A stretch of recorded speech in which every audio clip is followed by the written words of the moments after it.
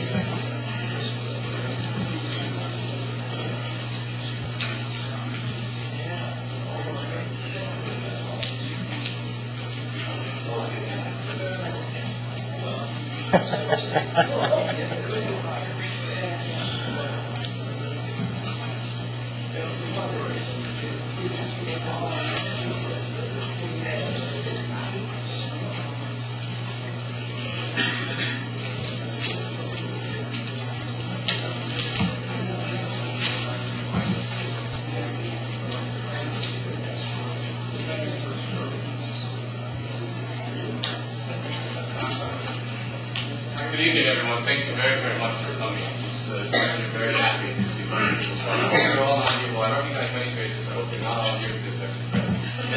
Nonetheless, I do appreciate your attendance here. We have a very distinguished speaker tonight and three very distinguished panelists who are going to respond to his lecture. And I think you'll find it very compelling. Ben Scott, who I will give the bio to in just a moment, works in national media policy issues in Washington, D.C., and the three respondents are people who are very involved in media issues locally in terms of our community, be it Penn State, University, or State College.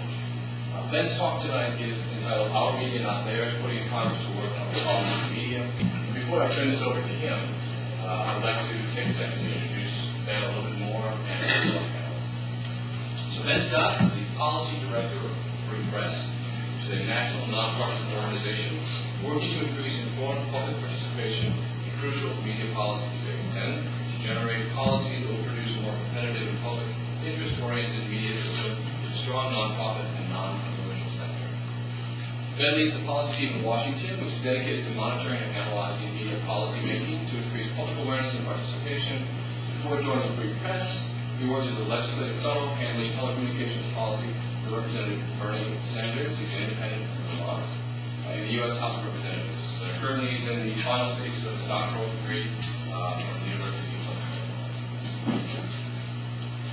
Our next, first respondent is the ever-practical Russell Frank. He got his PhD in folklore and worked in newspapers in California and Pennsylvania for a dozen years before joining the journalism faculty at Penn State in 1990. His interests include journalism ethics, narrative journalism, folklore on the news, the music, folklore, and poetics.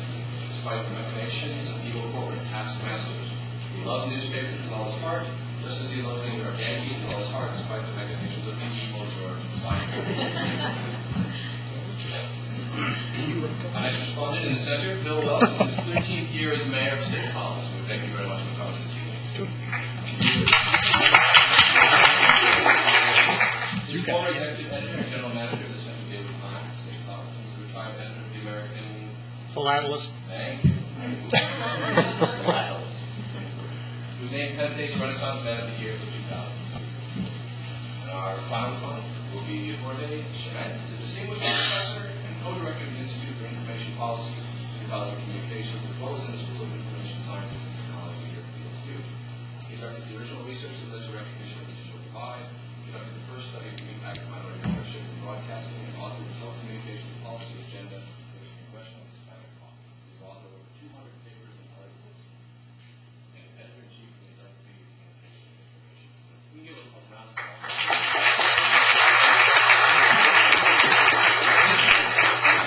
Ben will speak probably for about an hour with the presentation he developed to get the conversation started. Our respondents will then bring their expertise to examine some of the issues and concerns he's raised. Probably taking between 10 and 12 minutes for each of the responses. And then our hope is to open up the dialogue to you. What we're trying to do is bring some of the concerns that Ben is discussing and engaging in Washington, D.C. to our local community and how that impacts you and your activities. So, without further ado, I will turn this over to Ben.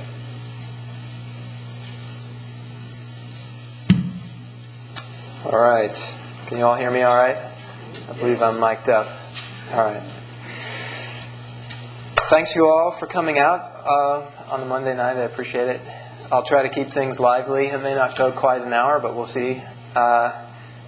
Like any good former academic, if you turn me upside down, I can talk all day. My purpose tonight is to open a little window on what it's like to do communications policy work in Washington, D.C. My job is essentially to be your eyes and ears on Capitol Hill and at the Federal Communications Commission. I keep track of what's going on in the Congress and try to translate the legislative debates into plain English, ship it around to all 300,000 of Free Press's members, and post it on our website for anyone who cares to look, to see whether we can't encourage more involvement in communications policy decisions. What I want to talk about a little tonight is why I think communications policy is so important and deserves the attention and the participation of the American citizenry. We'll begin with a paradox. And I'll be introducing several paradoxes along the way this evening. This is the first, which is that, on the one hand, virtually everybody you meet cares a lot about media content. We care what we see on TV. We care what we hear on the radio. We care what's available to us on the Internet. Almost everybody feels in some way underrepresented, misrepresented, or left out of the political or cultural milieu that's on the mainstream media channels. The paradox is that nobody knows about media policy, when it's media policies that largely determine what we see on television, what we hear on the radio, and what's available to us on the Internet. Policies beget market structures, which beget business practices, which give us media content.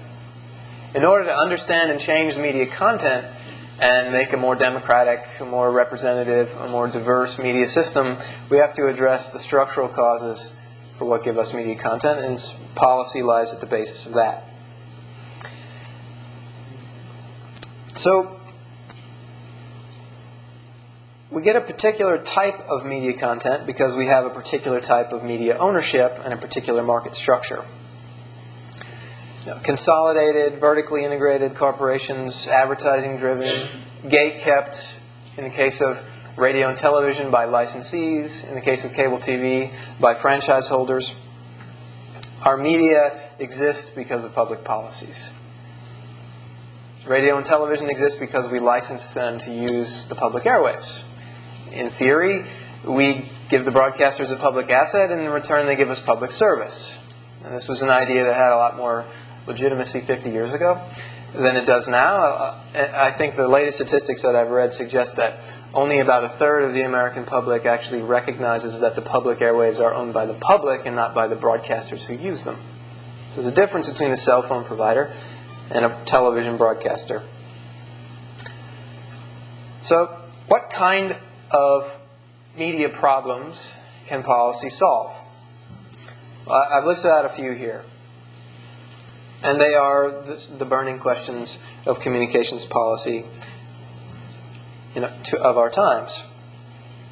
What's in the news? What's not in the news? How much does ownership impact that? Where are the public's media channels? How do they factor into the commercial media system? Who has access to the latest and greatest communications technologies? How will that change the media paradigm that we have become accustomed to with radio and television? These are all questions solved in the policy arena and debated in the public arena. So let's first tackle the question of what's in the news. And I want to start by specifically focusing on local news. I give a lot of talks like this around the country, and what I invariably encounter, and no offense to any local broadcasters who might be in the room, everybody thinks their local television news is the worst. No matter where you go, they say, well, I've been around, but this is the worst. Local news doesn't get any worse than it is here. And I hear that all the time, but yet we just did a survey here in the last couple of weeks, and we asked people, where do you get your local news? What media channel do you get it from? 60% say television. Remains an extraordinarily powerful means of communicating information about local politics and about the news and views of the day in our communities. Yet, the vast majority of that news is devoted to sensational issues. The vast majority of that news is not local news coverage. I thought a very interesting study that's just come out about elections, we're in an election season, on the one hand demonstrating that the number of minutes spent on the local broadcast channel with political advertisements vastly outweighs the number of minutes spent covering those races on the local news. I don't need to tell that to people from Pennsylvania who've all been inundated with political ads over the course of the last year.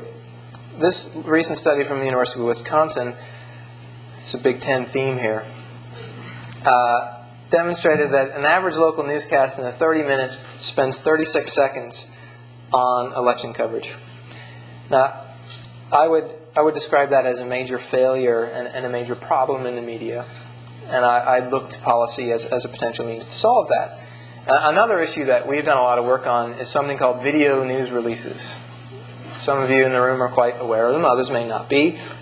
It's the practice of including in your news broadcast a 2 to 3 minute segment, sometimes shorter, sometimes longer, that is not produced in your newsroom.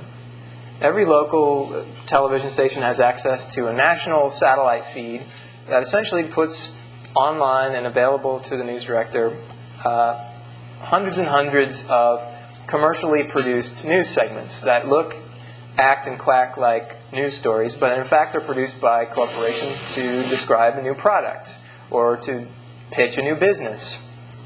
And they all come, when they go up on the satellite feed, with a little line at the bottom that says, brought to you by Pfizer, brought to you by Chrysler, brought to you by General Mills. And what we found working with an allied organization, a Center for Media and Democracy, is that somehow, from the time they enter the newsroom as a 3-minute corporate commercial, they end up in the news, that little line about who brought the advertisement into the newsroom disappears. And what you have is 2 or 3 minute segments parading as locally produced news that are in fact just infomercials. Video news releases have become widespread in their use in the mainstream media of our local news stations. Now, these local news stations, you might think, well, they must be in dire financial circumstances if they have to resort to video news releases and they're spending all their time covering the weather and crime. They haven't done much local politics reporting, haven't done many investigative stories. The fact is that broadcast stations continue to be one of the most profitable businesses in the economy, turning over margins of between 30 and 40% on a regular basis. Barry Diller, a media mogul, once said, having a broadcast television license is a license to print money. The only way you can lose money is if somebody steals it from you. So you might be thinking to yourself, well, wait a minute. We've moved beyond the television universe. We're long ago, we've left behind the days when it was just ABC and NBC and CBS providing us content. Now we have cable TV with 200 channels. Now we have the internet with innumerable channels. Haven't we moved into a media universe that makes local news irrelevant, even if it's poor? The paradox that we're facing today is, and I'm not going to argue that we don't have a more robust media system than we did 50 years ago. Of course we do. But we have an irony, which is that we have more outlets than ever before, covering fewer stories with fewer journalists.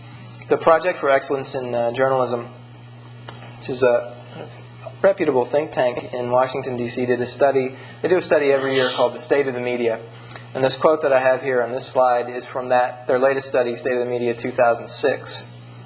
And it's a theme that goes throughout their report about how the notion of public service journalism has been subsumed to news as a product and the media as a marketplace. And the idea that you should use journalism to serve a purpose larger than profit-making has largely been forgotten in most of America's newsrooms. And I would argue that there is a significant parallel between the decline of public service journalism and the extraordinary levels of misinformation that permeate American politics. I've got one of them here because I read it in the paper last month. On the 5th anniversary of September 11th, 46% of Americans still believe that there's a connection between Iraq and the 9/11 attacks. It's extraordinary that we have that. Now, I want to read you another quote from the Project for Excellence in Journalism because I found it so compelling. They write about this trend in the media system. As the number of places delivering news proliferates, the audience for each tends to shrink, and the number of journalists in each organization is reduced. Thus, we tend to see more accounts of the same handful of stories each day. And when big stories break, they are often covered in a similar fashion by general assignment reporters working with a limited list of sources in a tight time frame. Such a concentration of personnel around a few stories has aided the efforts of newsmakers to control what the public knows. As a counterpoint, they offer the example of Katrina, that the coverage of Hurricane Katrina stands out because newsmakers were unable to control the flow of news. And for the first time in a long time, you had journalists on the ground challenging government officials, saying who would say, well, we're there, we're helping the people, and they would say, no, I'm standing here with a camera, and you're not here. I think that was the jarring effect that the coverage of Katrina really showed us. But there are other problems that we can identify in the media system that surround the question of ownership. So we have an explosion of media channels, but a highly concentrated ownership structure. So you should imagine if we've gone from the 3 broadcast television networks to a 1,000-channel universe, that we ought to have had an explosion in the number of media owners. When the fact is that we haven't seen that explosion in the number of media owners. There are more media owners, of course, than just 3, but the major broadcasters own most of the major cable channels and most of the most highly trafficked websites. More troubling still are that less than 5% of television stations are owned by women, less than 4% are owned by minorities. It's a remarkable statistic because as you move across the economy and you look at comparative studies of how minorities and women are represented in other parts of the economy, the story is different. They're represented at about 10 times the level that they're represented in broadcasting. So this begs the question, does ownership have an impact on content? Well, it certainly has an impact on who works in the media. The disproportion between the number of minorities in the newsroom and the number of minorities in the population is striking. This is a graph that demonstrates some information from a study that we recently did charting the ownership structure in the United States of broadcast television stations. And as you can see, there is an enormous disproportion between the number of minorities who make up 33% of the population and those that make up under 3.5% of television station owners. FCC Commissioner Michael Copps called this situation a national disgrace. And if you believe that who owns and works in major media outlets makes a difference in the content that they produce, it's very difficult for me not to agree with him. Now, we also looked at, does it matter if you have a minority-owned station versus a non-minority-owned station? Well, we found that if you own a network affiliate, or if you own a Spanish-language station, or if you own an independent station, it doesn't matter. If you're a minority owner, you're significantly more likely to have a news program in that local community. So, if we recognize these as problems in the media ownership structure, if we recognize issues that we want to address, what should be our policy goals?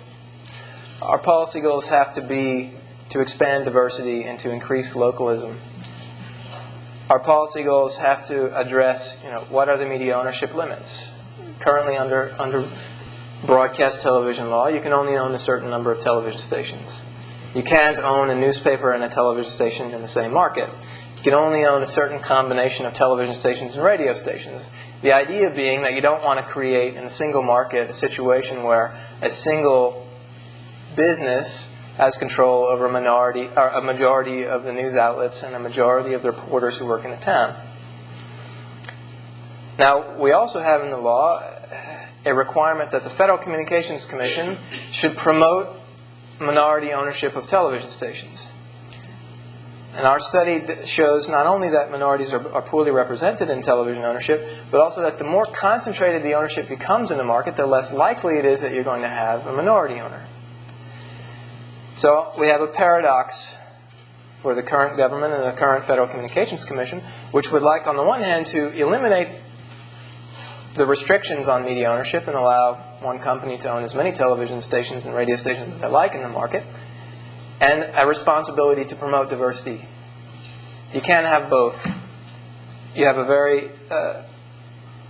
very difficult problem to solve there, and one that I think argues for media ownership limits and a much more aggressive program of expanding the diversity of owners. There are other ways to do it. You can expand the number of media outlets in a given market. Low power radio is an excellent example of this.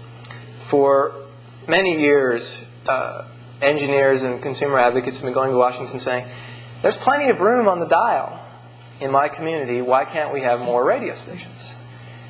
And they said, well, you know, you're going to interfere with the radio stations in the next town over.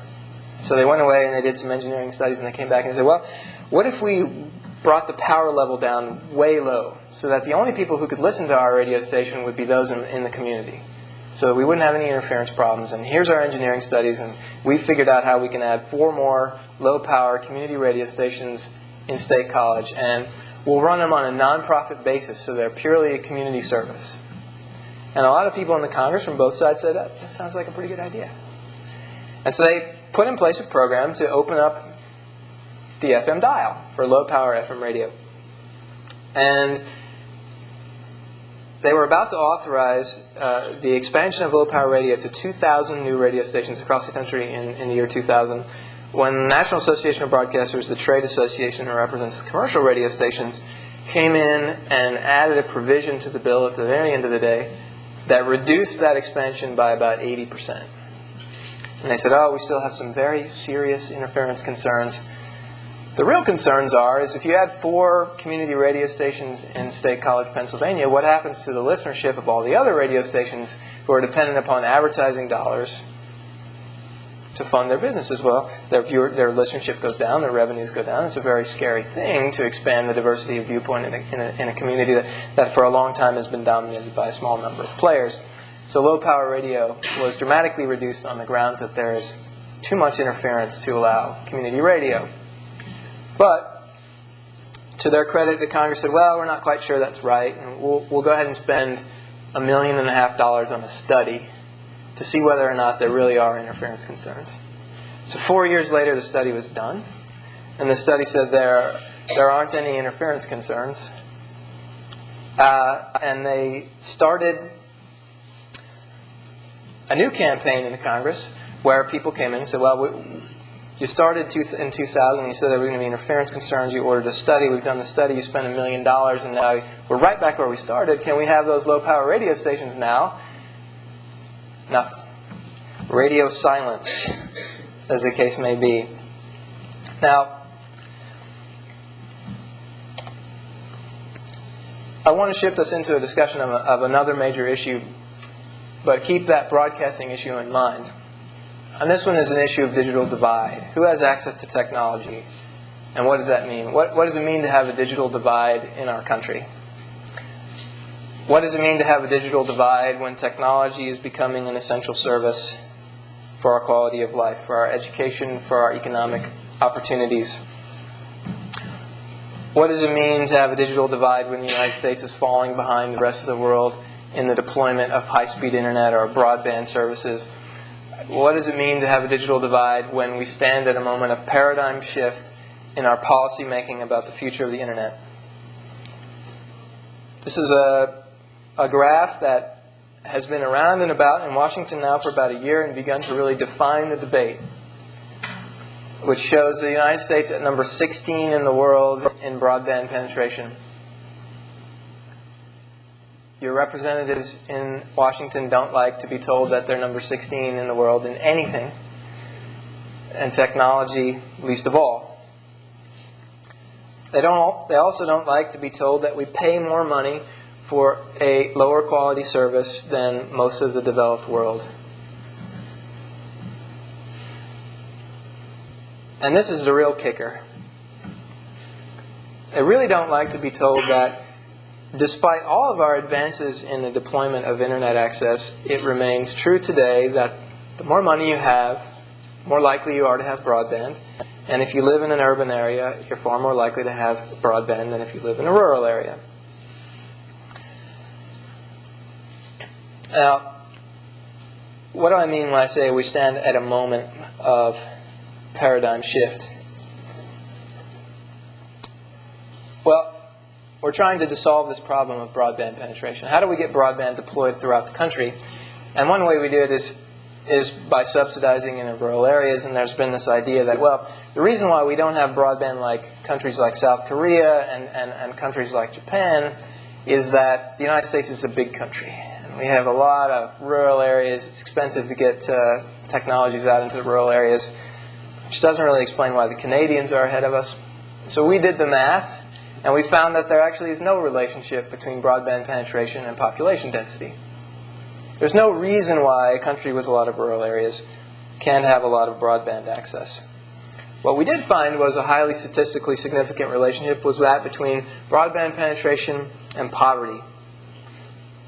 The poorer the country is, the less likely it is that you have a broadband connection. It's all about income. So it leads us to the conclusion that what we need is a lower cost access to the internet. So we looked at a study that they did in the state of California where they asked low-income families making less than $35,000 a year a series of questions about technology. They asked if you've got a computer that has internet access in your house, do you have a computer without internet access in your house, or do you have no computer? Those are your green lines. They asked, if you don't have broadband, is it because it's costly, you don't need it, it costs too much to buy a computer, or for some other reason, and those are your blue lines. But the most important statistic, I think, in this graph is the first red line, which is, would you subscribe to broadband if it cost $15 or less? And 83% said they would. Now, I have many times sat in debates with telecom executives who have told me there is a certain segment of the country, maybe as much as a quarter, who will never buy access to broadband internet because they don't want it. And coming out of the academy and being a media historian, I went back and I looked up some of the early debates over telephone universal service. And there was a moment when it was widely believed in the United States that there was a segment of the United States that just would never want a telephone. Now, we can laugh about that now as being absurd, but we're right there with broadband again today. Now, in 50 years, I guarantee you, we'll look back and say, well, there really wasn't 25% of the country who didn't want broadband. There was 25% of the country who were on the wrong side of the digital divide, who didn't have access at all. 10% of the country has no access to a broadband provider. Or when they did have access, it was too expensive. Or they didn't have a computer. Or they didn't have technology training. In my view, our broadband policy must be far more inclusive and learn to not only provide access to broadband, but also the tools to use it and a cost structure that makes sense for working families. So the big issue around broadband is how do we get it built out? That's our first bullet, franchising 21st century networks.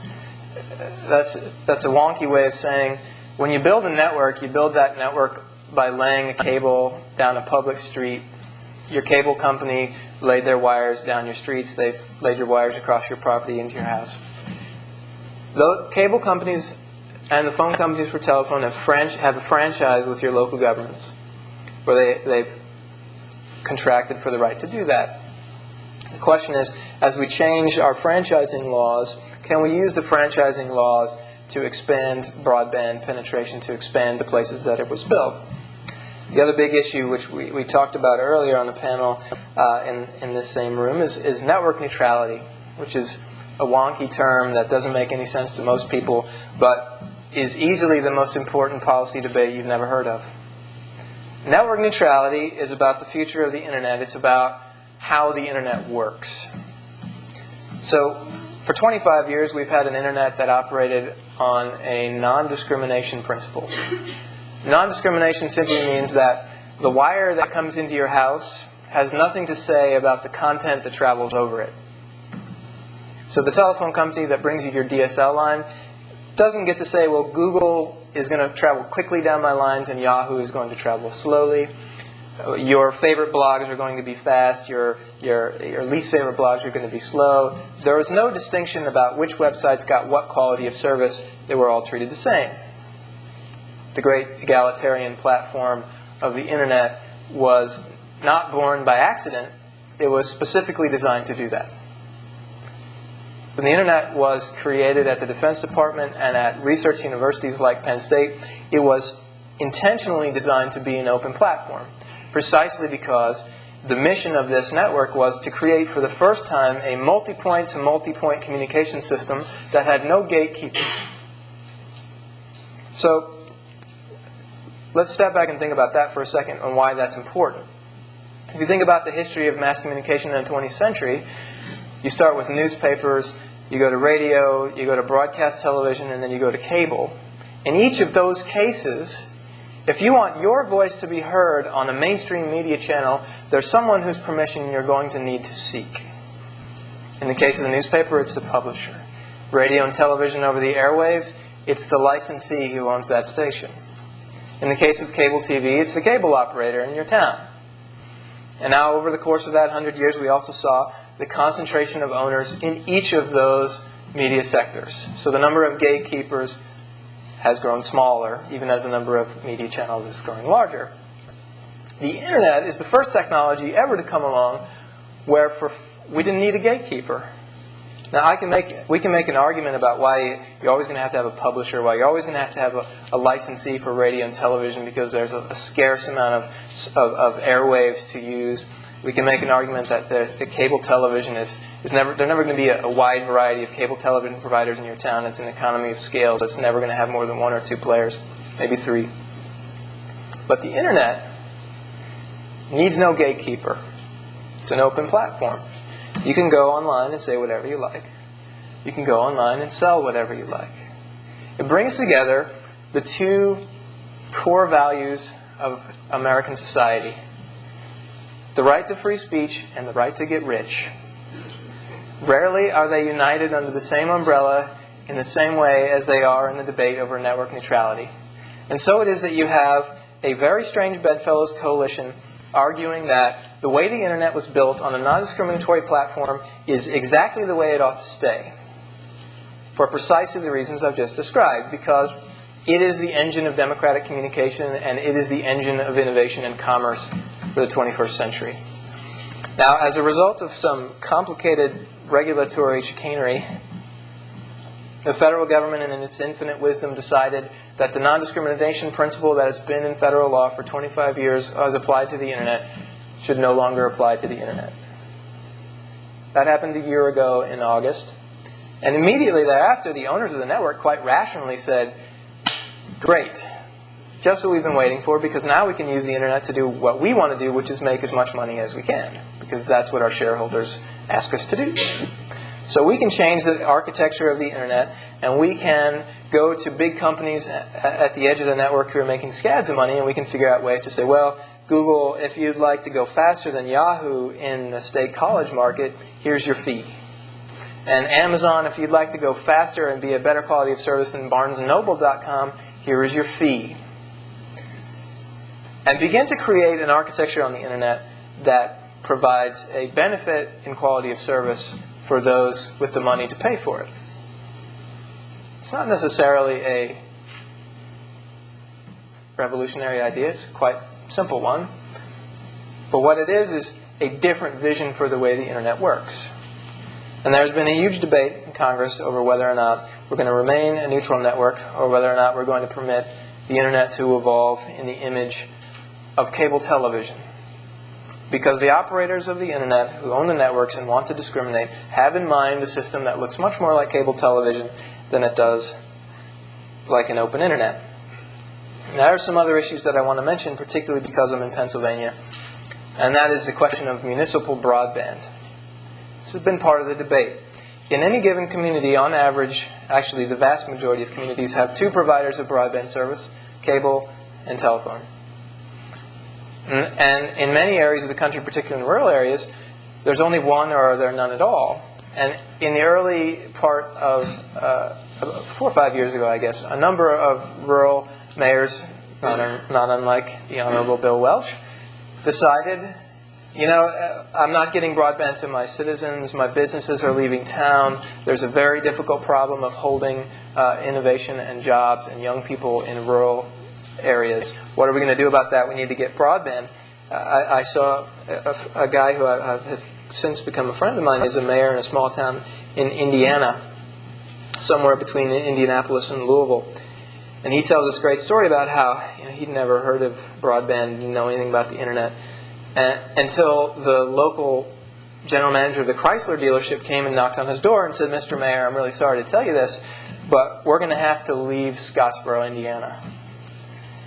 That Chrysler dealership, with its 65 jobs, was the largest employer in Scottsboro, Indiana. And he said, "Why are you leaving?" And he said, "Well, Chrysler has put all of our repair manuals online, and we have to have a high-speed connection in order to download them so our mechanics can watch the repair video and then execute it on an automobile. And Chrysler has told us if we don't have broadband, we have to move to Louisville." And so he went to Comcast, the mayor did, and he begged them to bring broadband to Scottsboro. And he went to AT&T, which was an SBC, and he begged them to come to Scottsboro. And they said, "Well, we'd love to come and help you out, Mr. Mayor, but it's not really in our business plan right now. You're kind of in a rural area." And so what he did was he built his own network. He went around and he asked some smart people, and he said, "What can I do to bring broadband to Scottsboro in a big hurry?" And they said, "Well, why don't you build a wireless network? It's this newfangled technology where we can put this cloud of wireless access over your entire community, and we'll get you broadband at a relatively low cost overnight." And in 3 months later, the entire town of Scottsburg was under a Wi-Fi cloud. And other mayors saw what he had done, and it spread across the country. Dozens of networks cropped up over the months ahead in 2002 and 2003. And now, in 2004, the city of Philadelphia decided, what the heck is going on with all these rural towns getting better broadband access than Philadelphia, Pennsylvania? We want a $10, $15 a month broadband product where the city is involved. We want to have what they call digital inclusion programs where we provide technology training and we get low-cost computers. And we not only bring access to everybody in Philadelphia, we go out and teach them how to use that access. Wouldn't that be great? So they started building this network. It got a lot of hype. It was in the New York Times. It was on TV. The first giant city to do a municipal broadband project, which, of course, have been going on in rural America for many years. And Verizon went to Harrisburg and did an interesting thing. They went to Harrisburg and they said to your state legislators, what Philadelphia is doing is unfair competition. Because as soon as Philadelphia builds that network and you've got a low-cost broadband product and people start subscribing to it, it's going to take away from our subscribers. And if it's successful, everybody in Pennsylvania might start doing that. And then what's going to happen to our business in Pennsylvania? Well, what you've got is a government-subsidized public broadband system that's going to undercut our profits. We'd like you to pass a law that, well, ideally would just make that illegal altogether, which Nebraska did. Passed a law to outlaw cities from offering municipal broadband. But ultimately what they did was they passed a law that said, well, you can build a municipal broadband project if you want, but first you have to get our permission. You've got to give us a first right of refusal. You've got to tell us, well, we want broadband, and then we'll tell you whether we can come in, and then we've got 18 months to decide whether we're going to come in. And meanwhile, you just have to sit tight, Mr. Mayor, and wait. Now this sparked a huge controversy and all across the country. In 14 different states, there was the same legislative fight over whether or not cities ought to be involved in offering broadband services, either in and of themselves offering a system that was publicly owned or in partnership with the private sector.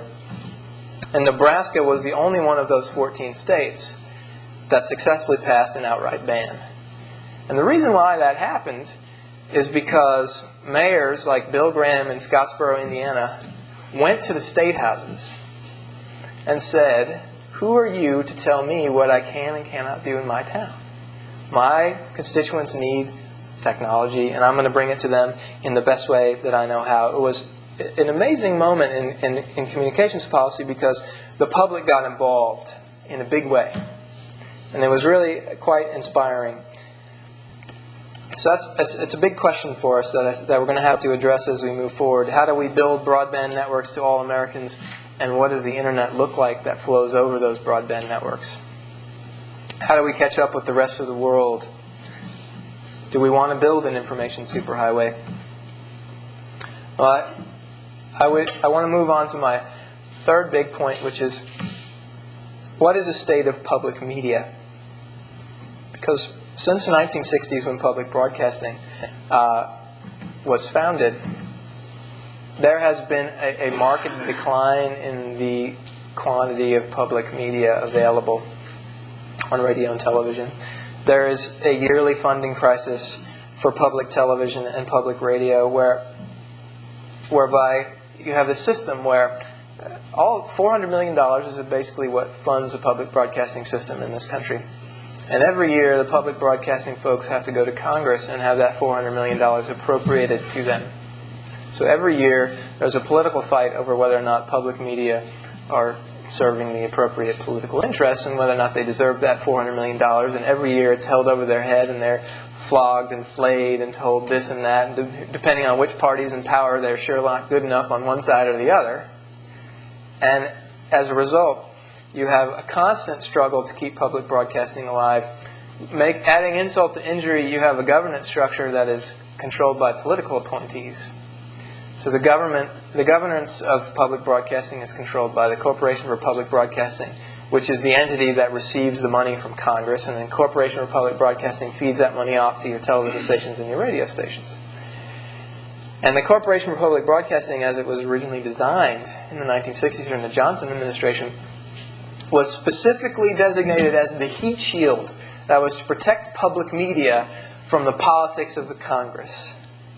Unfortunately, the board of directors of the Corporation for Public Broadcasting are all political appointees, appointed by the White House and confirmed by the Senate.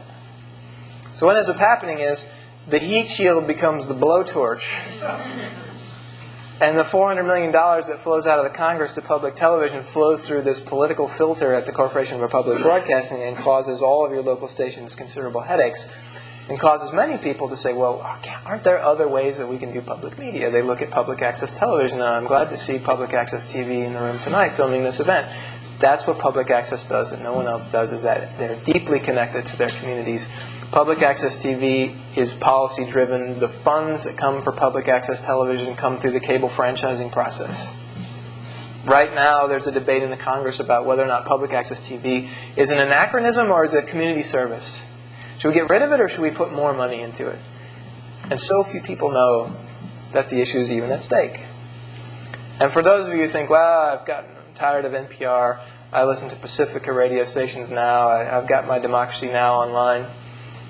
Pacifica and many community radio stations like it receive more than 10% of their budget from the Corporation for Public Broadcasting. So when we talk about public media, we're talking about much more than just PBS and NPR. So what could our alternative look like? When our researchers put this together, I was shocked. We spend so little money on our own public media. And if you look at the way other countries have handled public media, they've decided that there are certain things that are valuable to a society that should come from the media that the marketplace just simply won't produce. Or if you subject it to market forces, you'll get a product that is not nearly as valuable to a democratic society. It's not just news and information, it's cultural fare as well. Public media is designed to fill those holes, to make sure that our media system is rich and has something for everyone and represents the entire society and isn't just the lowest common denominator of what the market has decided is lucrative at any given moment. So with our $1.49, we can hardly do anything. You can imagine what it would be like if we just doubled the $1.49. Say nothing of timesing it by 200 or 300. So another paradox about public media is that $1.49 is hardly the $1.49 translates into $400 million a year, which is an amount of money that the Congress loses on a regular basis. In fact, I have an interesting little anecdote about that. In 2004, the Treasury Department reported that it was unable to account for $24.5 billion in federal spending. The money was spent, they can tell you that, but the auditors have no idea who spent it and what they spent it on. Now, that amount of money, $24.5 billion, is just about the amount of money that would be necessary to seed a public trust fund for public broadcasting whose interest alone would be in excess of $400 million. So if we just take the money that the government loses and misplaces on an annual basis and put it into public media, we would already improve our system, and the American public, by all accounts, would be quite happy about that. If you go out and you talk to people, and we've done some polls, how do you feel about public media? Do you think it's a good use of your tax dollars? Do you think there's high-quality programming on public broadcasting? Do you trust the news that comes out of your public broadcasting stations? Do you know your local affiliate? The answers are always positive. And if you're any marketers in this room, any PR students, if you can find anything in the country that's got an 80% rating, an 80% positive rating, that's off the charts. You can't get 80% of Americans to agree on anything. But they all like public broadcasting, even if they don't watch it. They think about public broadcasting in the same way as they think about the national parks. We may not all like to go hiking, but we all like the idea that Yellowstone is out there just in case we might one day want to go. So what can we do in the policy world on public broadcasting? There's a great deal, I think, of political support in the public for revitalizing public media and making it into a 21st century media form, multimedia, where your local public broadcasting station becomes the last local media institution that is deeply connected to the community, that works with local government, that works with the school board, that works with the universities, that works with public safety to do all the things on television and radio and on the internet that simply aren't happening in the marketplace.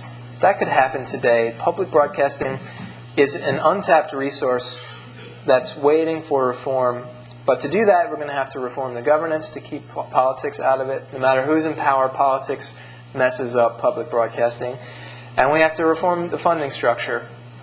If you have to go back to the Congress every year and ask for your money, you're ultimately going to be unsustainable. And we have to continue to promote other forms of public media, public access television on cable, community radio, and potentially some online forms that we haven't even thought of.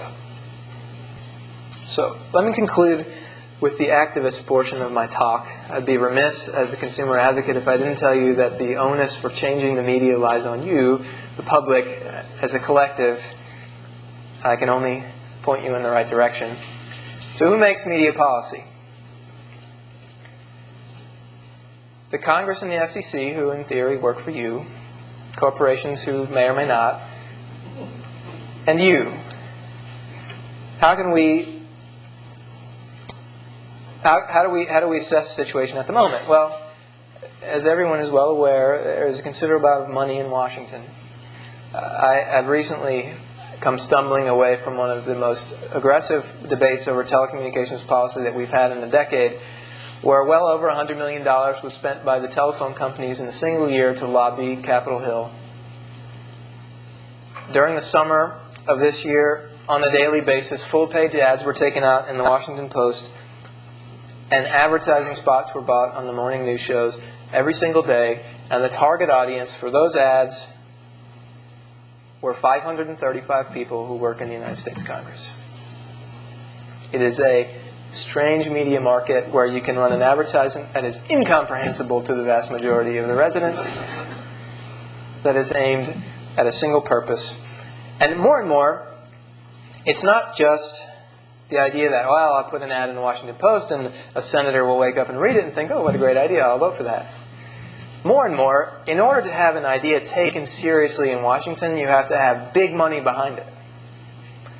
Why were we successful in the net neutrality debate? If it had just been about democratic communications, I guarantee you we would already have lost. Because it was about democratic communications and your ability to get rich, as an internet entrepreneur, we had all of Silicon Valley on our side, and we fought to a stalemate.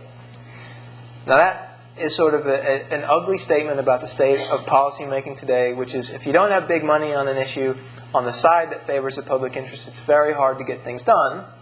On the other hand, Silicon Valley would have lost without the public interest campaign backing an open internet.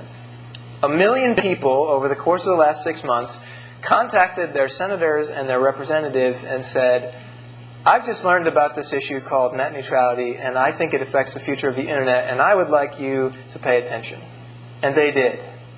To the great surprise of the guys running $100 million worth of ads.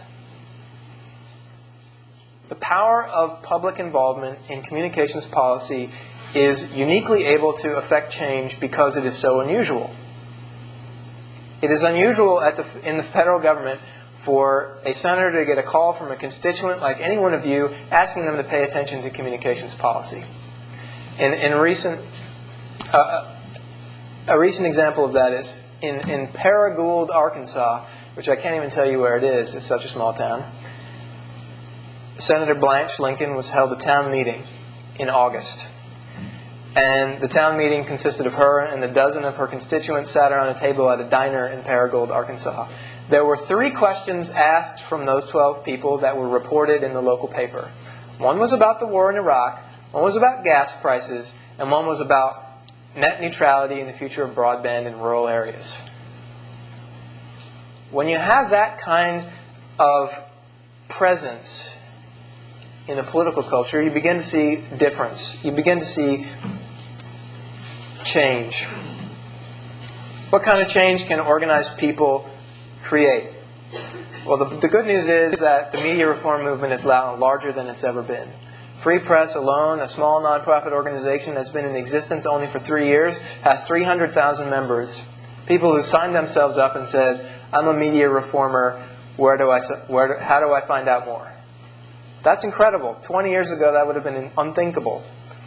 In 2003, the Federal Communications Commission attempted to eliminate or loosen the vast majority of the public interest limits on media ownership in broadcast and radio. They actually voted to eliminate the rules. Within 2 months, 2 million people had contacted the Congress and said, hold on here, I don't want one company to own half the media channels in my town. What are you doing? Congress suddenly realized that there was an issue they ought to pay attention to. The Senate voted to overturn the rules. The courts threw out the rules and said, start all over again. Some people are interested in broadcast ownership all of a sudden. We better stop and figure out what's going on. Now we're fighting that fight all over again, but that's another story.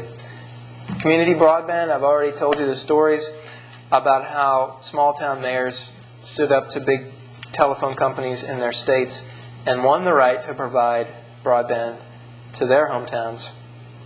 Public broadcasting last year went through one of its biggest crises in the budget cycle. The House of Representatives voted to slash its budget by 50%. Now, I don't know how many of you in this room have gotten the email that keeps bouncing around the internet about how public broadcasting is going to be destroyed and there will be no money for public broadcasting.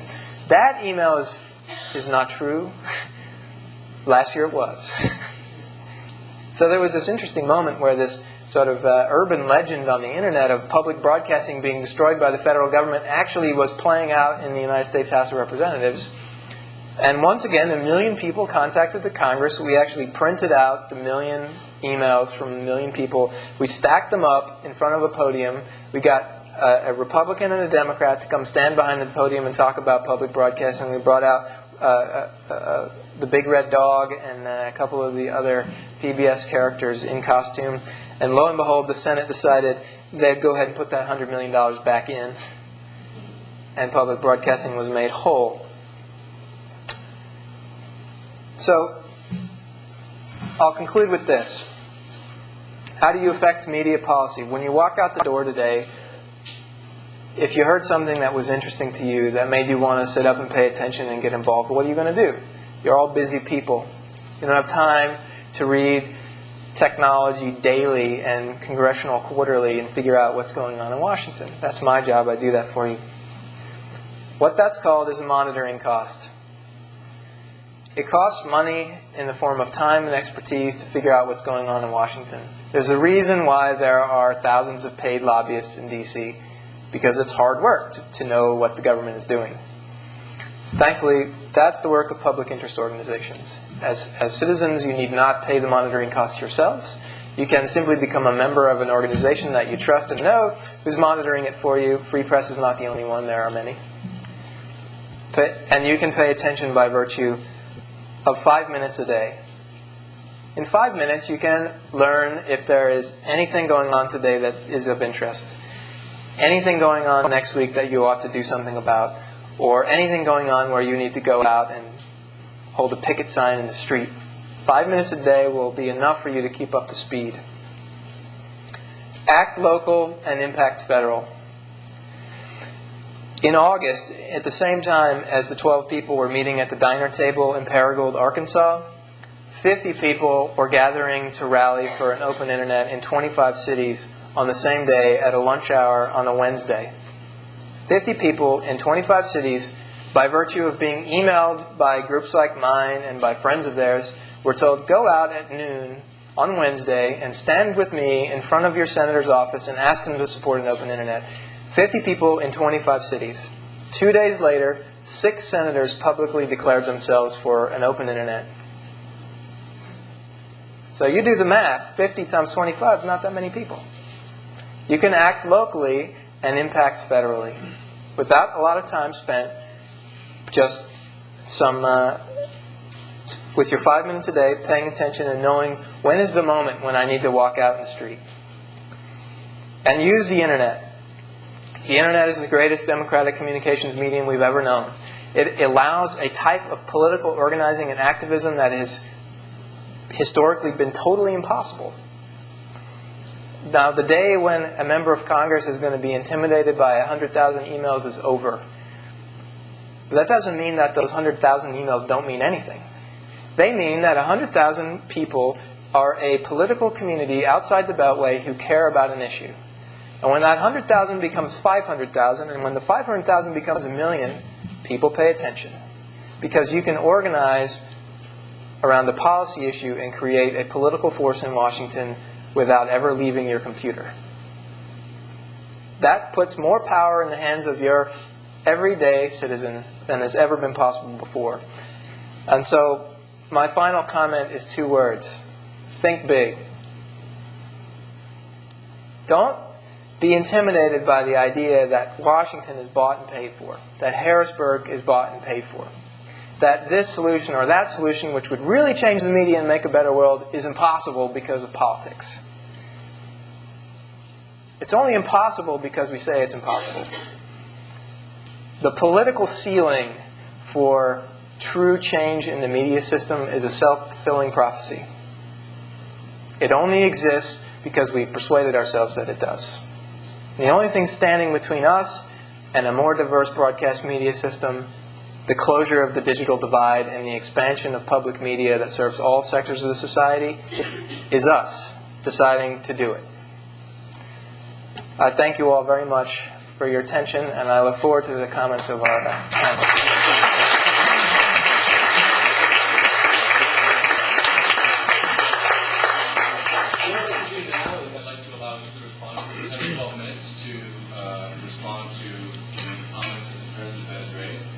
Then we would like to ask Ben to be able to respond to those responses to fairness, and then we'll open it up to you all. This can be tangential. If you have any questions or interests or concerns that this has been repeated to address, all questions are welcome and to everyone. Start off with Russell. Okay.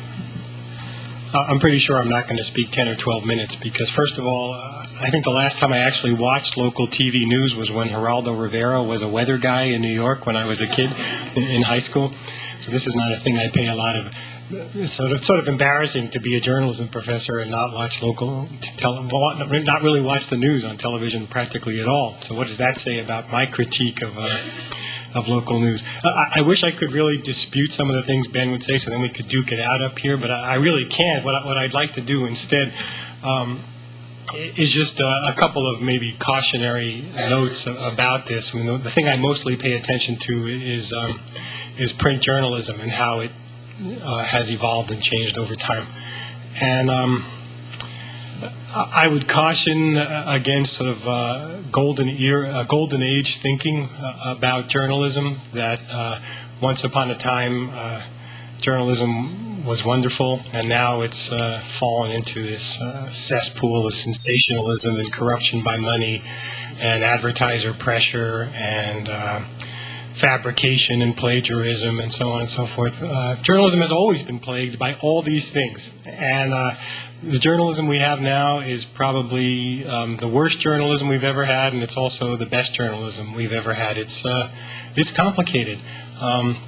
The New York Times, some of you might have seen this a week or so ago. They did a reprint of their front page from the 1850s, and it's a very interesting thing to look at, just graphically alone, just to see how newspaper design has changed.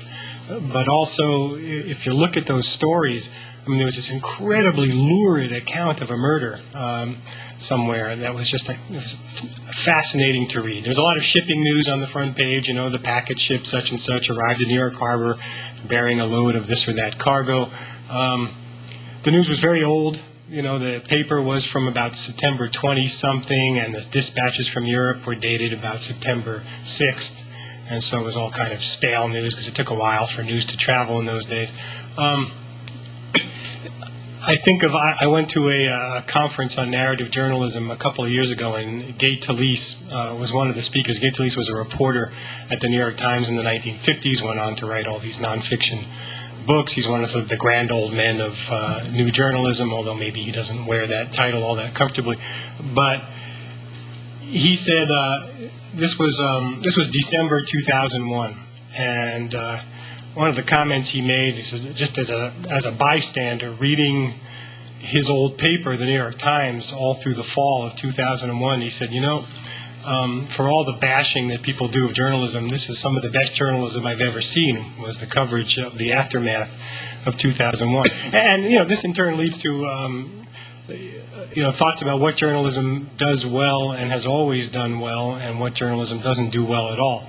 And what it has always done well is cover, the big blow, the big earthquake, the big war zone, the weather event, the explosion, and that kind of thing. What it does terribly is sort of ongoing troubles, poverty, ignorance, that kind of thing. And when things suddenly flare into conflict, we're always sort of surprised, because journalism does such a bad job of covering ongoing, simmering, festering problems.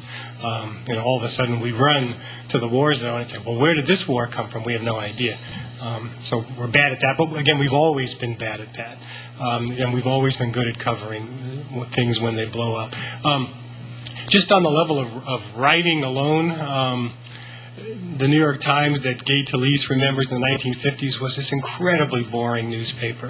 And it's worth thinking about boringness as something that actually matters, because you can work your butt off trying to gather information, and then you write it up in this New York Times plotting 50-word sentence style, and nobody has the patience to read it. So really, what have you accomplished if you're writing things that nobody will read? And the paper. So just looking at the New York Times alone, the paper is a lot livelier than it used to be, which may be good in some ways and bad in others. Just a couple other points, and again, I promise I'm not going to speak for 10 minutes. A related issue is maybe it's very easy to rail against news media conglomeration and as a bad thing. I myself have a knee-jerk response to it as a bad thing, and we look longingly at the days of sort of the mom-and-pop newspaper operation in the same way we might look longingly at the days of the mom-and-pop hardware store as opposed to Lowe's and Walmart and so on and so forth. But, the thing is, there have been some real bastards who've run newspapers, just like there, there have been newspapers run by guys like George Steinbrenner, who, advancing their own agenda, just these jerks who use the paper as their own private playpen that they use for their own purposes. And so this is not always such a great thing either. Now it's cable networks. Yeah.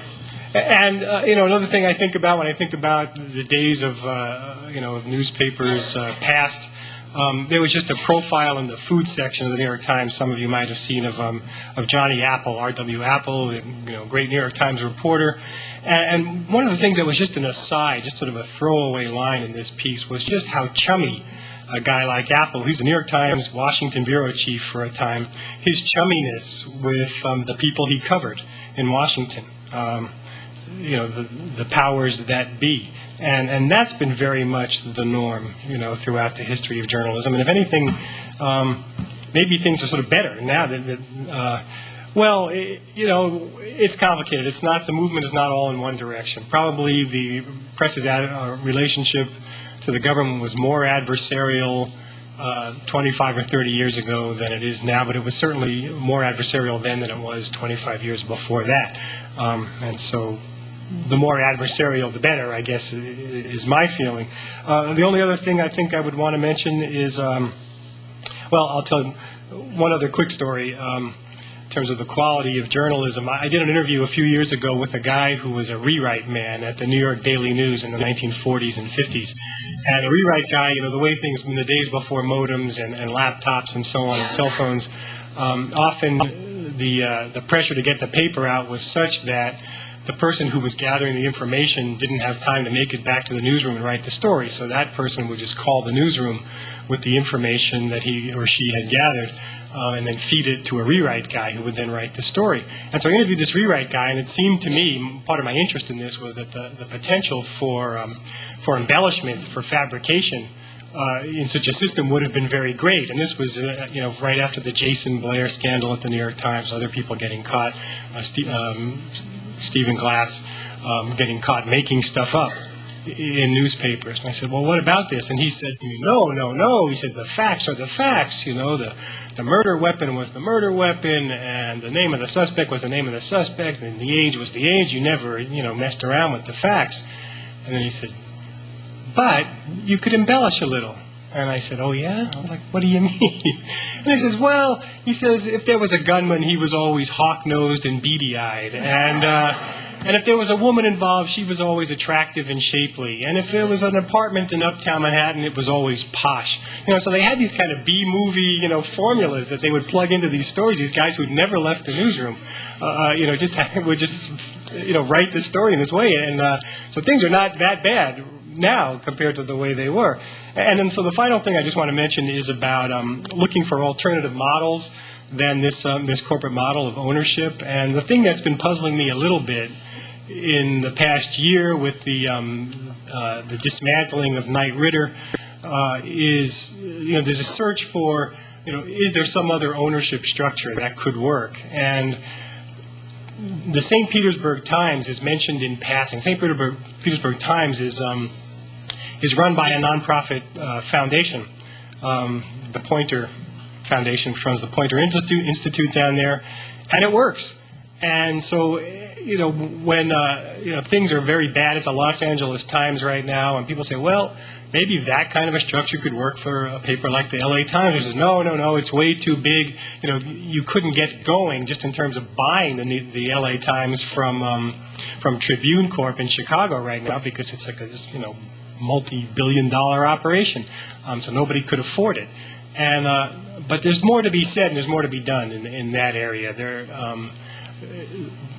just looking at newspapers, more creative thinking needs to occur about other models of running papers that are not quite as beholden to Wall Street as the dominant model now. So.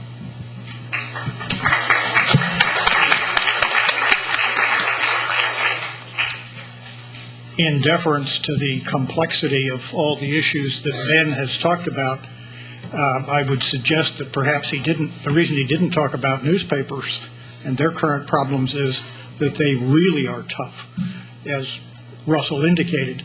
and the collapse of the Knight Ridder empire, for which I labored for 6 or 7 years, having previously worked in the mom and pop version of the Center Daily Times, suggests to me that there is something incompatible with public ownership, that is trading Knight Ridder on the stock market, that's incompatible with the resources you need to do really good journalism, and particularly really good journalism in your community. I'm a member of that generation that aging generation for whom media means the newspaper or newspapers, and not so much the broadcast media. And again, just to talk about the local situation, which is my specialty these last few decades,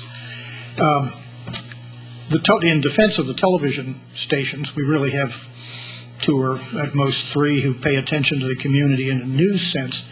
They're covering something like 12 counties at least, and it's simply not feasible for them to cover any one community in depth particularly.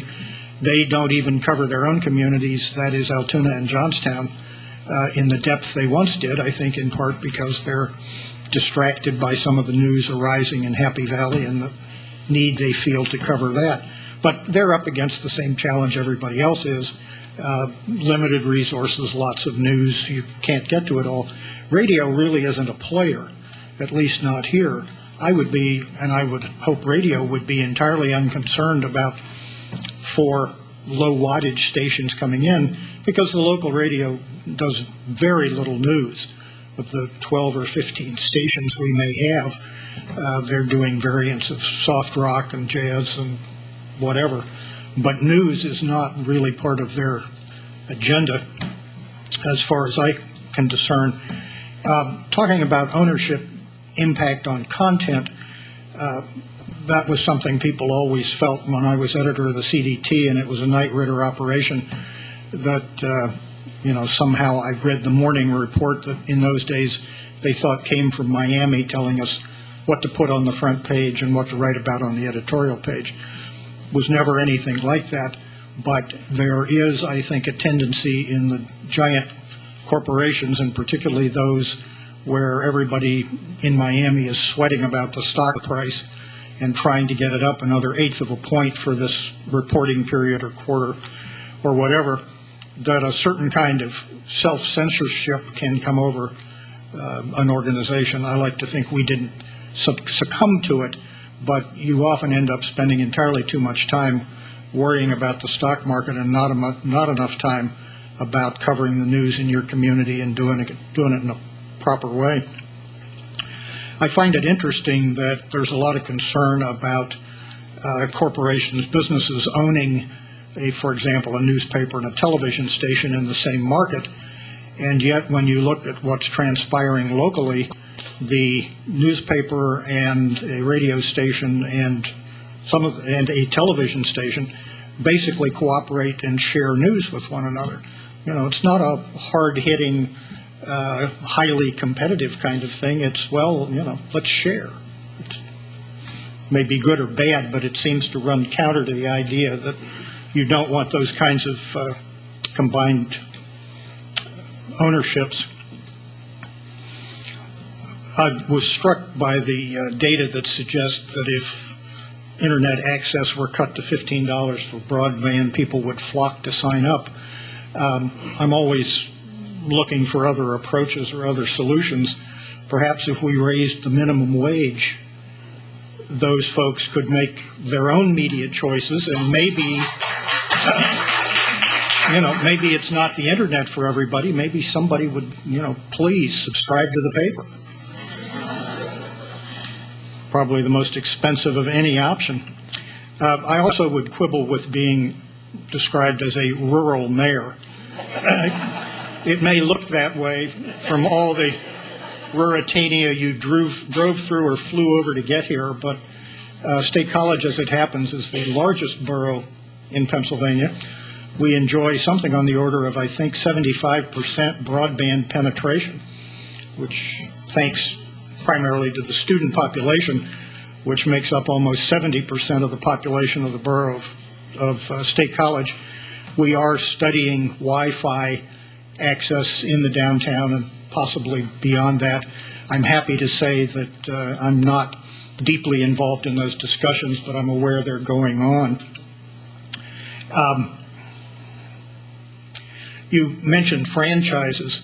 One of the reasons that our municipality is concerned about the possible override of municipal franchises in the interest of rolling out easily for the giant corporations the internet superhighway so that it can just roll through our town without any kind of local control or comment. And there's a lot of resistance to that idea, as you might imagine, from the municipalities. One of the reasons we don't like it is that the money that comes from those franchise fees helps pay for our community education and government access channel, CNET, the folks in the back of the room. That is not a public access operation. There are gatekeepers for CNET, and it's which is sponsored by municipalities and by the school districts in the area.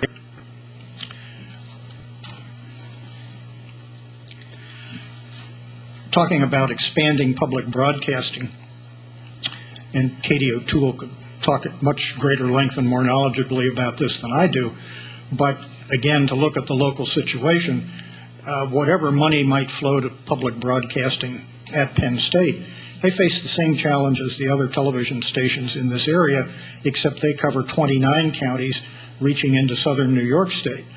And it's a very difficult challenge for them, being based in this essentially small metropolitan area, but most of their coverage area is indeed highly rural, not to say forested. And I always enjoy the fact that always the most popular programming on Channel 3 puts that in context, and it's always country music. Country music is always number one. That too is popular, but of course CNET's most popular programming is zesty chair exercises from the Senior Citizen Center. So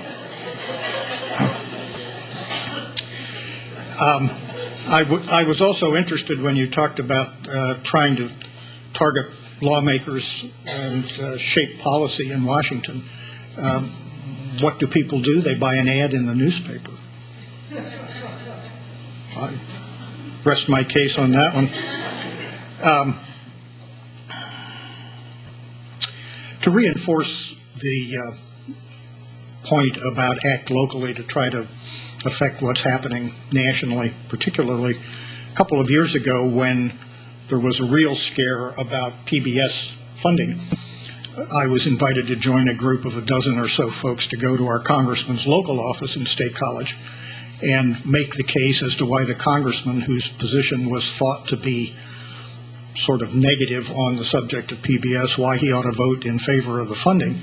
And we went in and spent, I don't know, probably 45 minutes with his local representative, made our case, answered his questions, and lo and behold, we found out a few days later the congressman had voted as we hoped he would.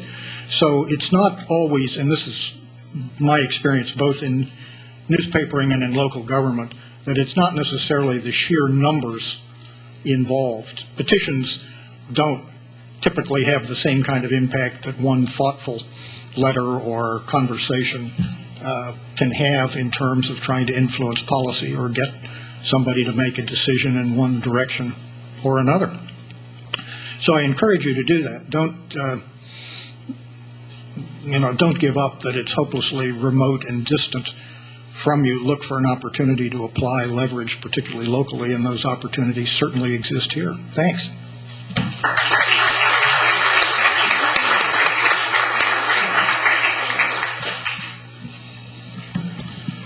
Well, I'm not going to talk about newspapers.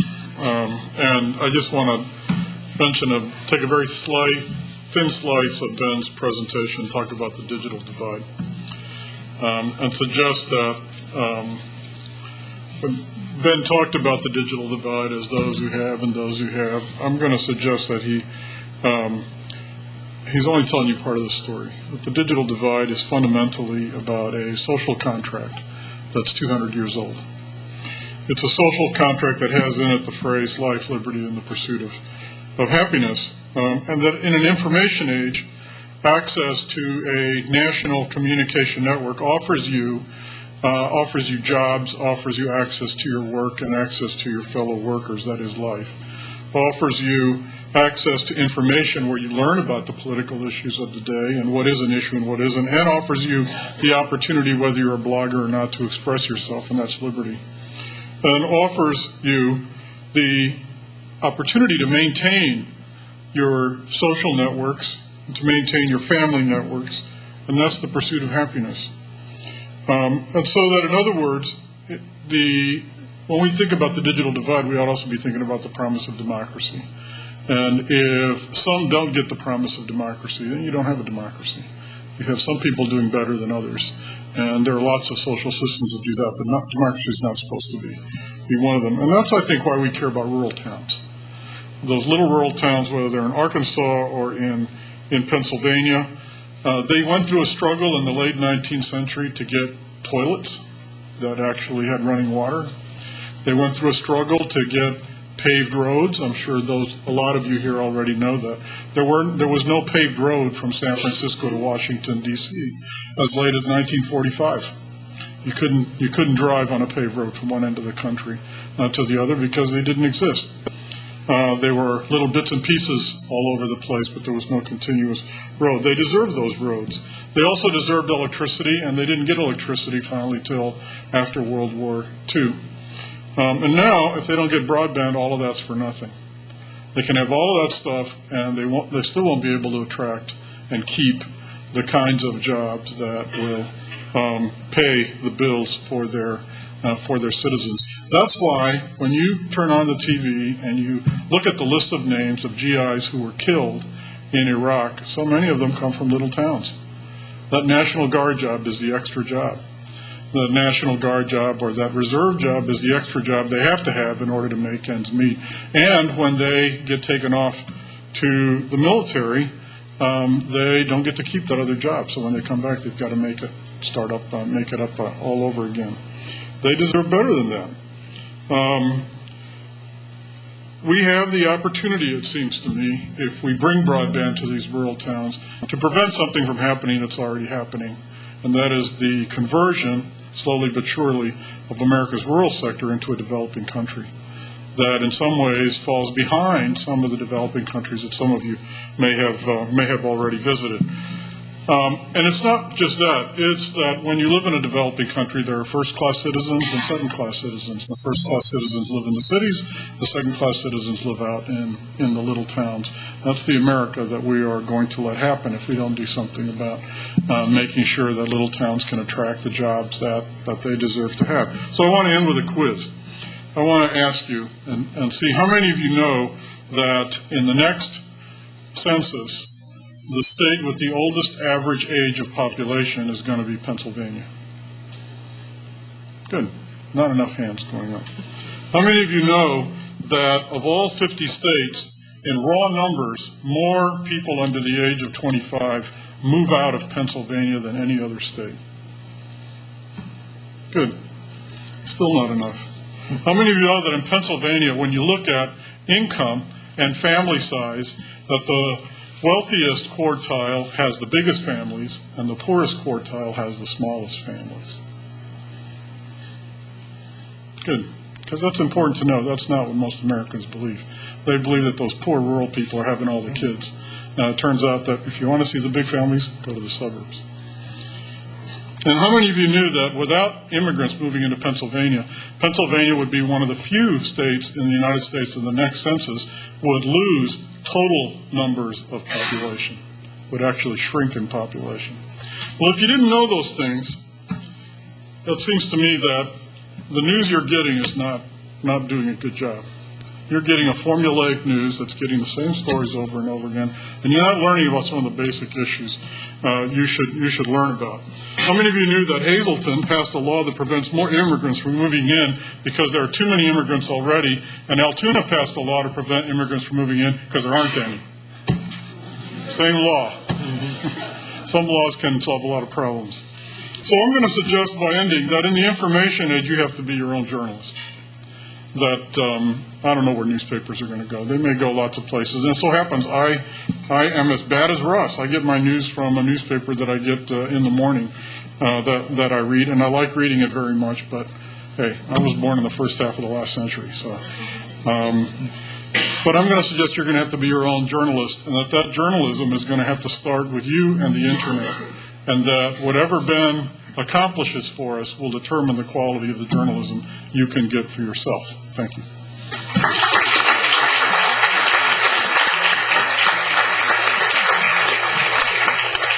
Give Ben a couple of minutes to respond, and then please, we're going to have questions. If you'd like to just come to the two microphones that are here, we'll be happy to. I'll be very brief because I'm interested to hear from everybody else. I pretty much agree with everything our respondents had to say. I think it's worth emphasizing that. I think Russell makes a very good point that it's a mistake to think that we're reforming the media in order to get back to something that we lost. I would say the most important way to look at it is we now have the tools at our disposal to make the greatest media system that's ever existed. We're not trying to recapture a golden era. We're trying to create it, maybe for the first time. I think that the business structure for local news is in a crisis, and the Knight Ridder case is very interesting. Very interesting. Just by coincidence, my office is in the same building as the Newspaper Guild. And the Newspaper Guild has members in many of the Knight Ridder papers before Knight Ridder. Maybe you don't know.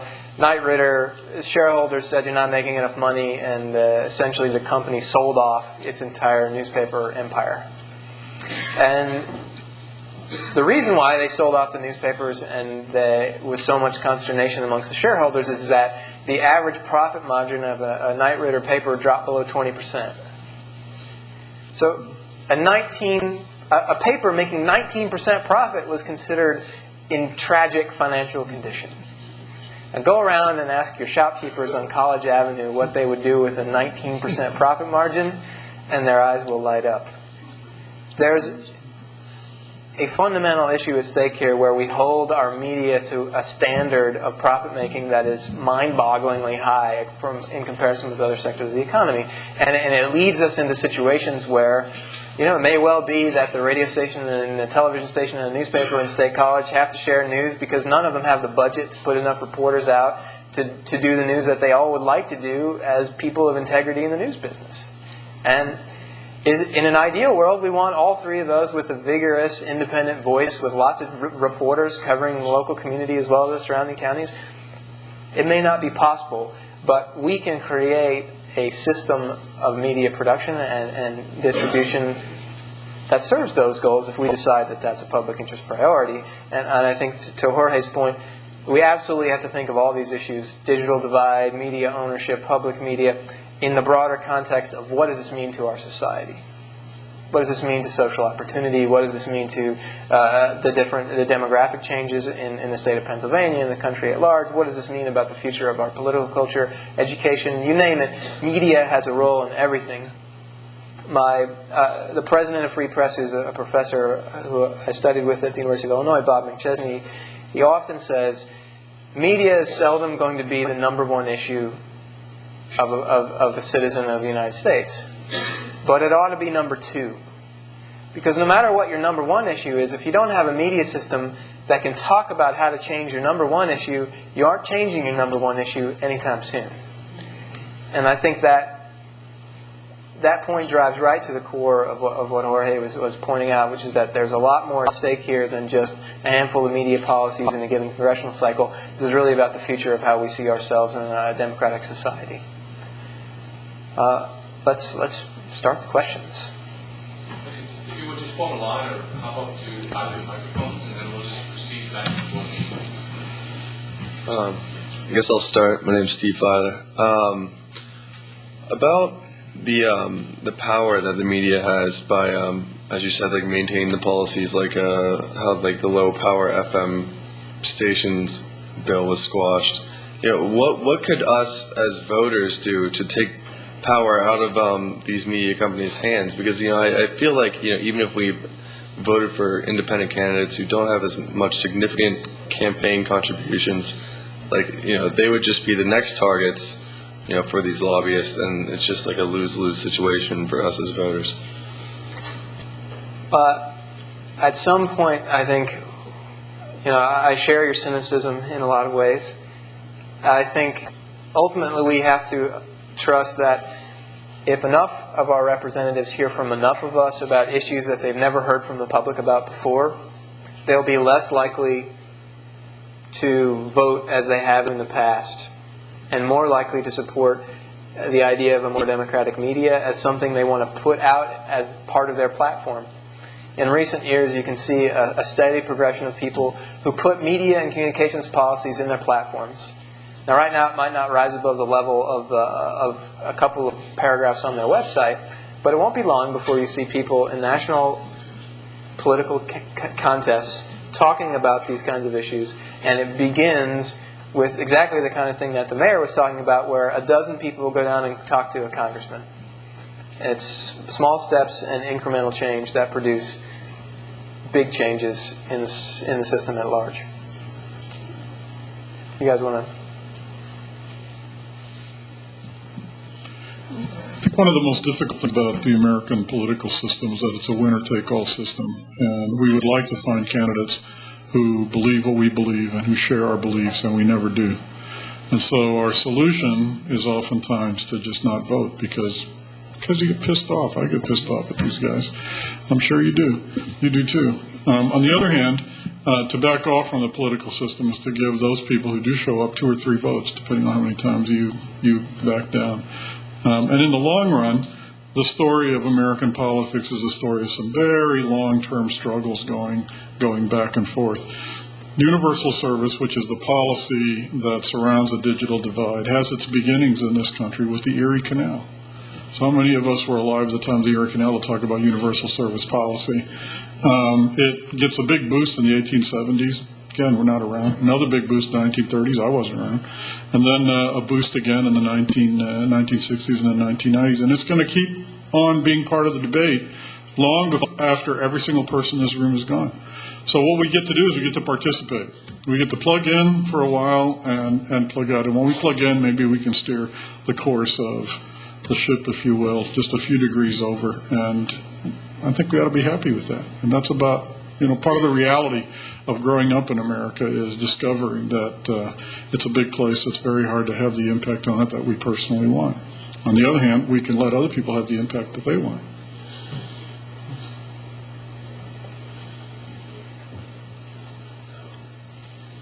I'm just kind of curious about the infrastructure and the kind of cost of distributing messages and news and things like laying those lines down.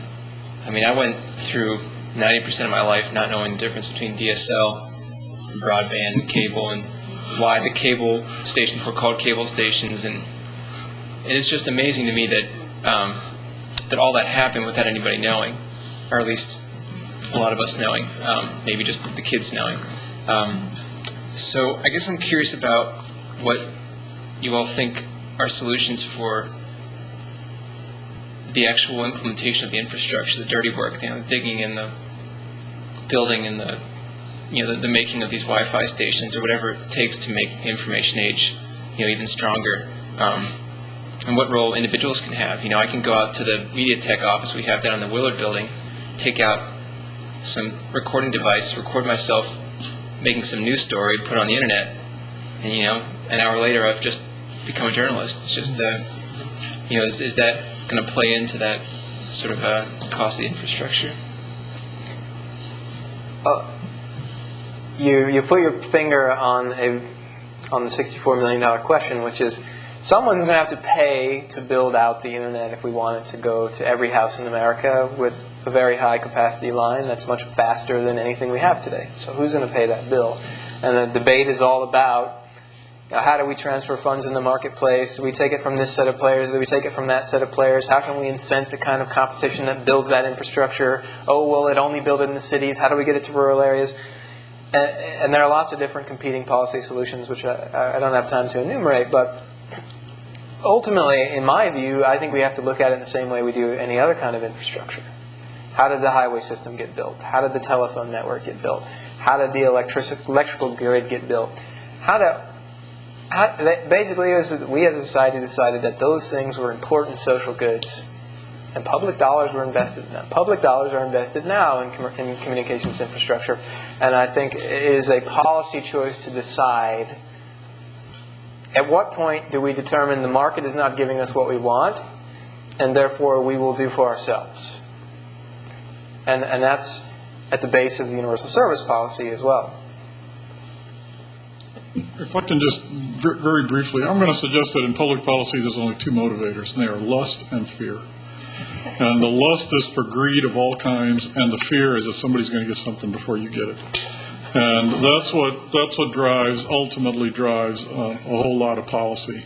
And I'm going to suggest that in terms of high bandwidth broadband coming to your town, the real driver ultimately is going to be, let me ask the question, how many of you play video games here? You're going to be the drivers. If you think of a business plan where you have a game and people pay $50 to get the box, $15 a month to play the game, and there are 7 million subscribers. And every time one of those people moves, if they're all online at the same time, that movement has to be seen on 7 million screens. And so the bandwidth necessary adds up to about 7 million factorial. That's the bandwidth that has to be. That's what's going to drive it. Because there's a whole lot more money in video games already today than there is in all the newspapers in America put together and all the movies put together. That's where the drivers are going to be. So it's going to be a case of lust in this case more than fear. And I personally far more enjoy lusting than fear. When we talk about the information superhighway, it may be useful to remember that while we would like to have universal access, we would like to have the highway come to our door in a sense, that in fact the real highways only come to our door through a variety of public means. There's federal money that goes into the interstate system. State money builds state highways. In many states, there are county road systems and also local municipal effort that goes into streets and highways. Borough State College, for example, we're 5 square miles. We have about 45 miles of streets and alleyways. When you get down to the real low level, to the individuals, it can get very expensive in terms of trying to service them all. What the implications of that may be for universal access of broadband, I'm not quite sure, but there may not be a single provider of public money to make it happen, I guess, is what I'm suggesting. Hi, I'd like to raise 2 issues or 2 points.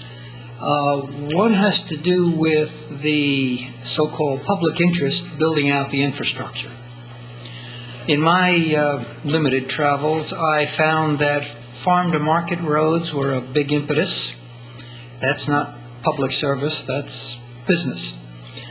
The lighthouse that I visited on one of the Great Lakes was built because the shipping company wanted to be able to ship for 2 more months through the winter.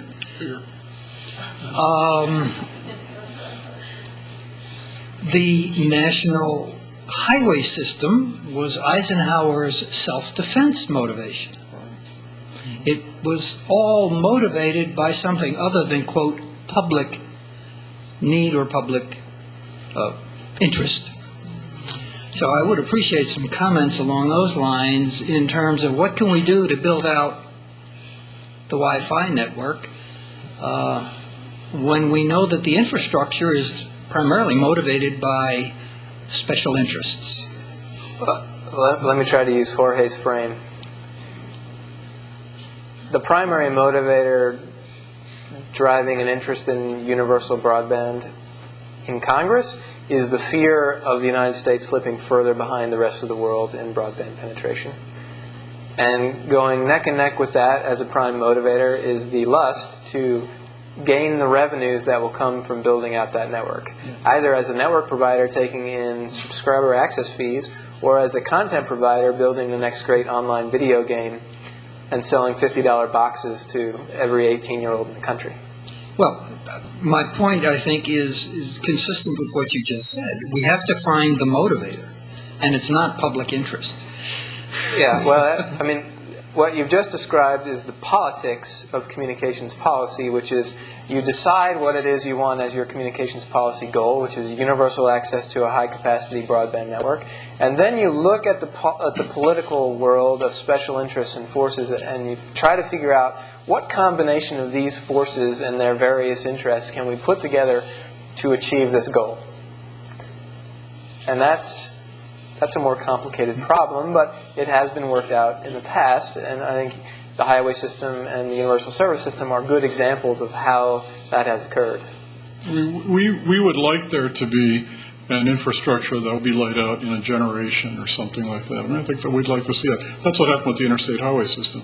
But anybody, how many of you were alive at the time that Sputnik hit American consciousness? And you know how rapidly American higher education, American government, all of them responded to it. Fear is probably the single most powerful motivator in American policy. Now, that said, keep in mind that the very first telephone went into operation in 1878, and we're actually lower now than we were 10 years ago.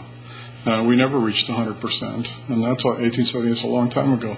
The first cable system was put in place in 1945. Only 60% of Americans have cable. Some of these infrastructures take a very long time to roll out. The interstate highway system, as you pointed out, has been rolling out since 1953 or 5, I guess. And to some extent, it was inspired by the Autobahn network in Germany that so impressed the American military. Eisenhower in particular. Eisenhower thought that it was important for defense and strategic purposes. As Jorge indicated, it wasn't, you couldn't drive across the country at war's end. I've seen pictures of State College where the road ended right up at Park Avenue. No.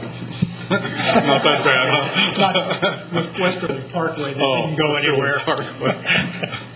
You can't get there from here, Right. or here from there. Yeah. Right. The second item I wanted to raise was the different models that might apply to both broadcast and print media. I read the New York Times on the web. It costs me $50 a year, and I think it's a great bargain. And I get the news at least the day before the paper comes out. There's a marriage possibility there. I don't know how that model is working out in terms of keeping the newspapers alive, because I think they seem to have a staff of journalists that are more interested in getting news than in just placating advertisers. Is there any possibility of public support for a public news media other than the one item you mentioned in Florida, I guess it was? I think your point is very, very pertinent, and this brings me back to the conversation I had with the president of the Newspaper Guild, who was lamenting the breakup of Knight Ridder, and the Newspaper Guild actually attempted to buy a number of the Knight Ridder papers and create worker-owned newspapers, which would have been a very interesting new phenomenon in the newspaper business. But one of the things she said was, there's all this talk about the decline of newspaper circulation and nobody's reading newspapers anymore. And she said, it's just not true. If you add up the number of people who still get a print newspaper and those who read it online, there are actually more people reading newspapers today than have ever read them before. The problem is that the business model hasn't quite caught up with that yet. And I think they're beginning to move in that direction. I'm sure Russell can talk more about that.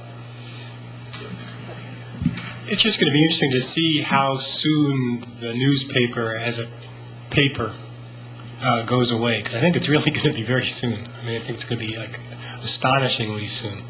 The single biggest cost after salaries is the newsprint itself. When you think what's involved in the printing of the paper, the insertion of the sections into each other, loading them on the trucks, bringing them to a point where a kid on a bicycle can throw it on your front steps, it's all so labor intensive and costly compared to just zapping it around the world by satellite that it's just not going to last very much. And, there's all this research being done on devices that'll replace the paper. They look kind of like, they're sort of rubbery, they're flexible, you could roll it up, but it's a screen, and you can scroll down, and you can, all the things that everyone loves about newspapers, you can read it on the beach, you can read it on the bus, you can, you can't train your puppy on it probably, but, so that's coming, and, no one's quite figured out how they're going to make it pay. I mean, the funny game that's been going on, over the past 10 or 20 years now is every time somebody tries to get people to pay for content, somebody else finds a way to provide the same content for free. And, like the Wall Street Journal, you have to pay to be a subscriber to the Wall Street Journal website, but, everyone at this university, for example, can read the Wall Street Journal for free via these various electronic databases that Deborah Cheney can tell you just how to use if you want to know. The only good news in all this is the skills that we need from journalists are going to, for those of you studying journalism, are going to continue to be in demand. You still need to know how to gather information. You still need to know how to write it. And now you've got this convergence phenomenon where journalists are being expected to not just gather information, write the stories, but also run the camera and record the audio, and you wind up with this very interesting package of multimedia presentations of the news. Don't overlook the possibility that the demise of newspapers might follow the same reasons: demise of the automobile industry, the demise of AT&T, the demise of the steel industry, just high-priced executives making bad decisions. Hopefully, it was implicit in what Russell said, but he didn't say it flat out. The hope is that if you can get rid of the newsprint and distribution costs, that you could plow that back into hiring more and better journalists. Pay them more money. Well, yes, of course, but that goes along with it. Secondly, I think the New York Times model is an interesting one because there is a split level of service there. I read it every morning. I read the free parts. I have yet to fork over the $50, but I will do so shortly because they have now, I've been holding out, waiting until I could have access to the full archive back to 1851. I'm less concerned about what Tom Friedman has to say today than my ability to do research. I have research interests in the last half of that century in New York, so that's fabulous for me to be able to do that. And it's now finally available. I'll sign up. Yeah, I could even find the newspaper of the day I was born or the day my son was born, or etc. Fascinating. I'd like to take one more question, and then I think we'll wrap it up. Hi. I feel like I'm masquerading. I'm carrying the Wall Street Journal because I was at Webster's, picked it up so I could take notes for the presentation. I wanted to raise the question I just mentioned at the end of the presentation that I saw this afternoon, and that is, I really do understand more about both the digital divide as well as the net neutrality issue, and it seems to me terribly important, but I'm sort of putting this in the context of, I know that your organization is nonpartisan, but it seems like it's hard to focus on net neutrality and these regulatory issues when there's a regime that seems very explicitly not so concerned about the First Amendment, and it's quite willing and explicit about trashing other parts of the 200-300 year history. And you've got junior senators from the state of New York that seem to be endorsing torture in certain contexts. It's hard to focus on net neutrality when torture's in the air and wiretapping and eavesdropping and all these other kinds of things. And I'm not sure who those 300 members are of the organization, but the press is not out there screaming. Even the left press or the liberal press, it's a rare person who will kind of say the emperor's naked or do something even close to that. So it's a kind of scary time to be wonkish, as you use that word. Yeah, you raise important points. Policy debates don't happen in a vacuum. They happen in a very specific political climate. I do sometimes wake up in the morning and think, what the heck am I doing spending all my time on net neutrality and low-power FM radio? Nobody even knows what I'm doing. And all these important issues are in the day. War and peace. How could you have a more important issue than that? But then I'm reminded, what is it that changes the big policies of the day? It's public consciousness, it's debate in the media. And how can we get a better media system that puts more opinions out there, to get more people engaged in the political system, to produce the kinds of changes that you may like, that I may like, that somebody else may like, regardless of our position on the political spectrum? Media has to be a central part of how that works. Not only for today's debates, but for tomorrow's debates and for debates a generation from now. If we don't have a media system that permits a greater diversity of voices, we're going to find ourselves in a constrained political environment over and over and over. So that's my rationale for why I spend all of my time on communications issues, because I think they are fundamentally integrated into virtually every political debate that we have today. Michael, if I may, one plug.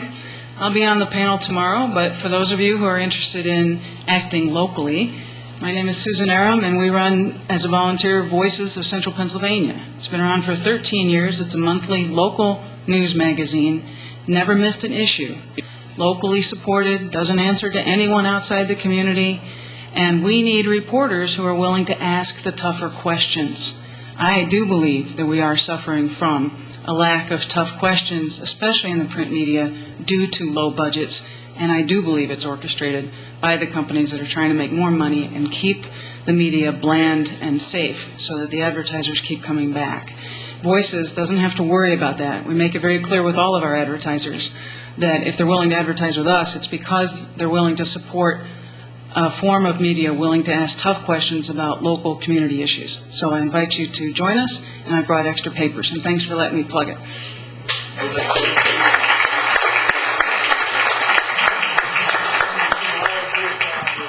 Another section of this symposium, which is actually to start asking the questions from local individuals who are doing these types of hard-hitting questioning of what's going on locally.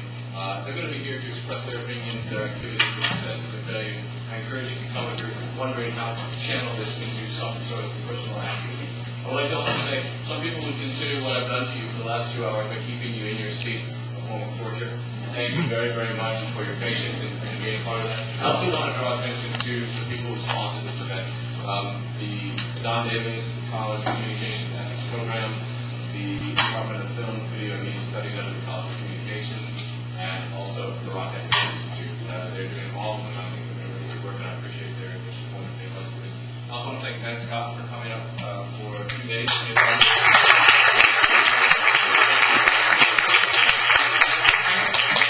Giving us some very important and insightful opinions about the discussion and concerns that relate to our community.